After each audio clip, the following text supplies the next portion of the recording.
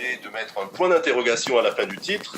Peut-être qu'on pourrait imaginer de remplacer le point d'interrogation par un point de suspension, par des points de suspension, voire un point d'exclamation. Est-ce que vous avez l'impression, l'un et l'autre, que l'Europe vit actuellement sa crise de la dernière chance?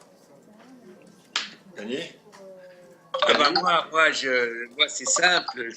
J'ai toujours l'impression que ce genre de questions n'ont pas beaucoup de sens.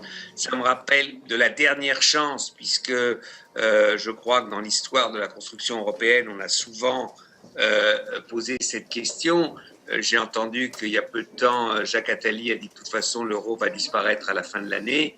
Non, l'Europe vit aujourd'hui, on est à un tournant historique. Et c'est vrai qu'on ne sait pas exactement de quelle manière on va être capable de prendre ce virage. Mais ça ne veut pas dire que c'est la dernière chance, c'est-à-dire que les acteurs et les opinions publiques sont un peu désorientés face, disons, aux problèmes qui se posent à nous. Et c'est ça qui définit, je crois, la situation. Alors maintenant, de savoir comment on va y répondre collectivement, ça c'est vrai il y a plusieurs hypothèses et non pas simplement... On y reviendra. On y reviendra si vous le voulez bien. Je vous demanderai juste une petite chose, Dany, c'est de ne pas trop mettre vos mains en avant quand vous parlez, parce que ça fait légèrement étrangleur à l'image. Guillaume. Qui est cette belle femme, là? Qui est cette belle femme? Ah, il y en a, c'est Aude, ça. C'est l'ombre de Aude qui trône dans l'image.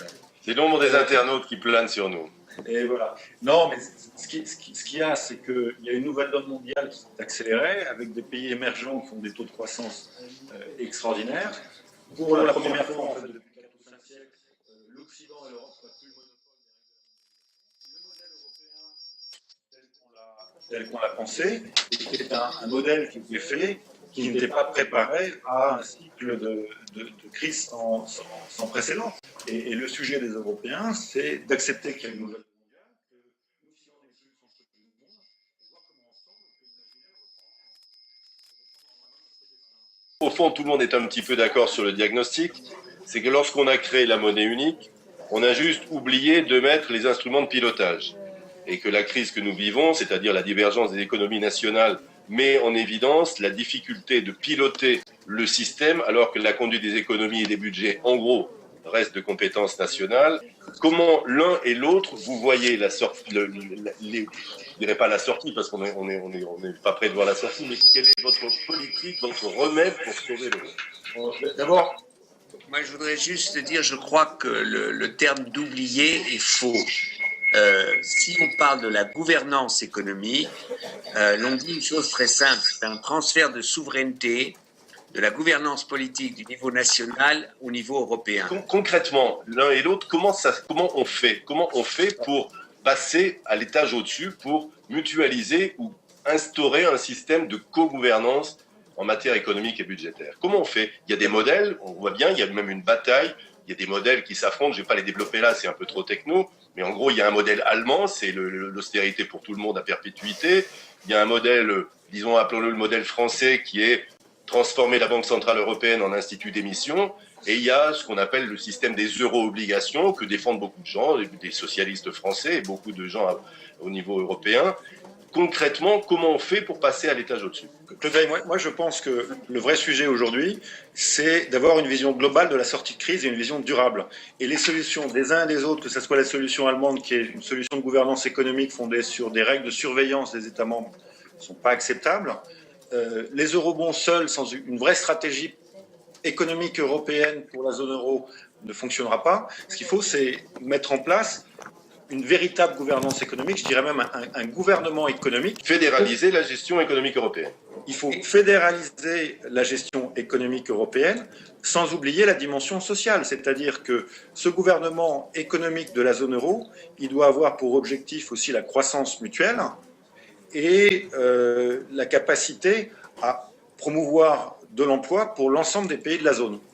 Ouais. D'accord. Dany, vous n'êtes pas en désaccord avec ça? Non, mais je crois qu'il faut quand même peut-être approfondir. Quand Guillaume dit aujourd'hui il faut donner une réponse globale, ou alors la réponse partielle des Allemands ou la réponse partielle des eurobonds ou que le Fonds monétaire européen, avec la Banque centrale, émette ou puisse racheter des dettes. Il faut dire les choses. Il faut passer d'une situation où on a une dette souveraine nationale à une dette souveraine européenne.